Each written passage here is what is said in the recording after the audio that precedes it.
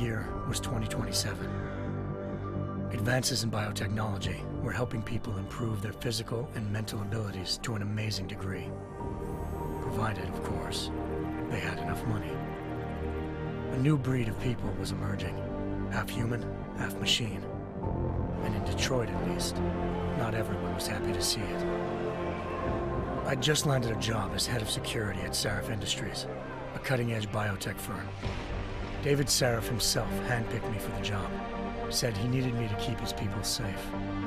My ex, Megan Reed, was one of them. Brilliant neuroscientist, Megan had found a way to make augmentation safe and affordable for everyone. All she had to do was present her research to Congress. But the night before her big meeting, my security measures failed. A team of Black Op mercenaries stormed into Sarif headquarters, massacring everyone in sight. 3 of the mercs were heavily augmented walking tanks. Their mission? Take out Megan and her team. I tried to stop them, but their leader tossed me through a plate glass wall. Last thing I heard as his bullets slammed into my brain was Megan's dying scream. I should have died with her. Only I didn't. High-end military-grade enhancements saved my life. The best augmentation Sarif's money could buy. It took me half a year to get a feel for her. Should have taken longer. But 6 months into my recovery, Sarif Industries was attacked again. This time, by a radical group of pro-human purists. Violent, militant, and fanatically opposed to human augmentation. They claimed to be members of Humanity Front, a non-profit organization that wanted the UN to limit biotechnology research. The thugs broke into Sarif's factory and found machinists working overtime on a top-secret military augment called the Typhoon. Sarif sent me to retrieve it, and when I did, I found one of the so-called purists next to it, wired with cerebral implants, trying to download its classified specs. Obviously, something more was going on. The AUG killed himself before I could question him. Sarif ordered me to dig deeper, so with the help of Frank Pritchard, Sarif's head of cybersecurity, I did. Turns out a second hacker had been controlling the AUG's actions from somewhere off-site. Pritchard and I tracked his signal to a secret FEMA internment camp in Detroit. The Black Op mercenaries were there. The same mercs who'd left me for dead 6 months before. Figured they'd try again when they saw me. It wasn't so easy for them this time. I took out the tank named Barrett, even got him to give me a new lead. A penthouse apartment in China. Of course, we both knew it would be a trap in the end.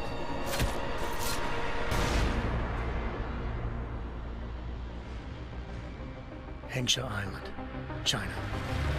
Home to a city so crowded, they had to build a second city on top of it. Trying to find clues in Hengsha wouldn't be easy.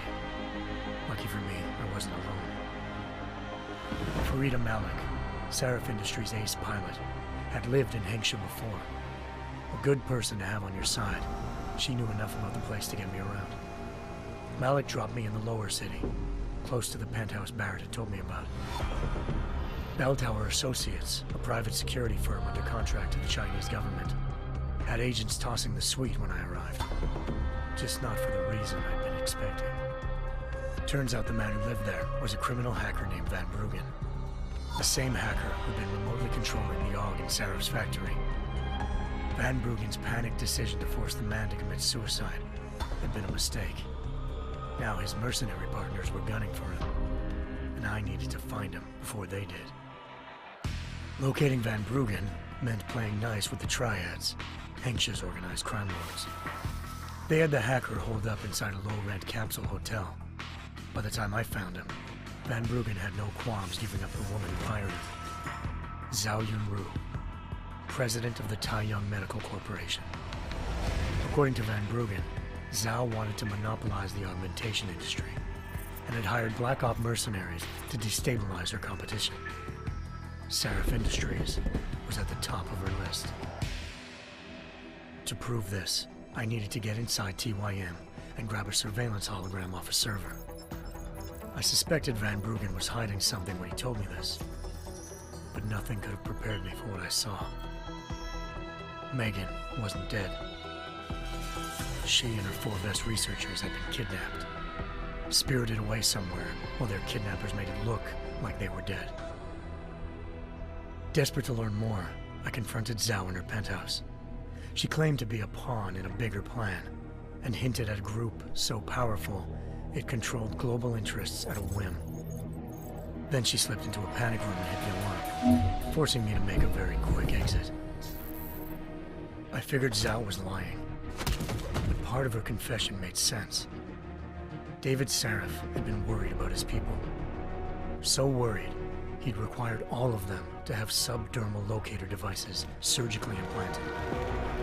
The GPOs would have been broadcasting the day of the attack. But Zhao said a single call to Picus, the world's leader in global 24-hour satellite news, had turned those signals off. I needed to fly to Picus headquarters in Montreal if I wanted to learn more.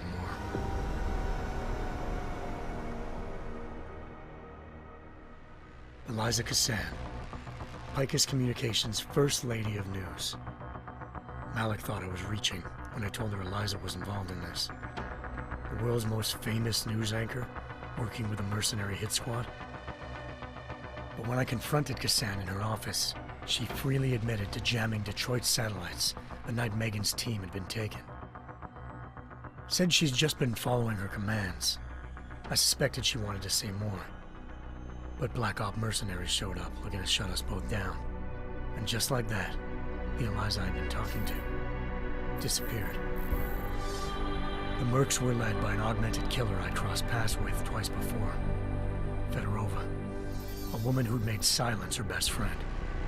She waited for me to track Eliza's transmission to a secret server room underneath the Picus complex, then jumped me from behind. A deadly fight ensued. I made sure she never moved silently again. With Fedorova down, and no one left to keep Eliza quiet, she reappeared. Turns out Picus's First Lady of News wasn't a lady at all. She was a sophisticated AI program, engineered to monitor data streams and control what people believed. Eliza told me the Mercs had brought in a Humanity Front doctor named Isaiah Sandoval to remove the scientist's implanted tracking devices while Detroit's satellites were down. She also told me to speak to David Sarif if I wanted to learn more. By the time Malik and I got back to Detroit, tensions between normal and augmented citizens had reached a flashpoint. Riots were breaking out in several cities, and the UN was being urged to intervene. Sarif was trying hard to convince Hugh Darrow, the inventor turned philanthropist who'd once been a leading proponent of enhancement technologies, to help stop a possible regulatory vote. Sarif had a lot riding on Darrow. Megan's discovery would have given millions of people the chance to evolve beyond their normal human abilities, and at the same time catapulted Sarif Industries to the top of the Fortune 500. According to Sarif, Megan's kidnappers knew this, and didn't want people evolving unless they controlled how it was done. He called his enemies Illuminati, and urged me to keep searching. Determined to do so, I tracked down Sandoval via America's most outspoken augmentation opponent, Bill Taggart, Sandoval's boss and founder of Humanity Front. Sandoval admitted to operating on Megan's team when I confronted him, but said he hadn't removed their GPLs. He'd merely switched them to a different frequency. Pritchard was able to trace one of the signals to China. Malik and I immediately took off in pursuit. Unfortunately, the Illuminati were one step ahead.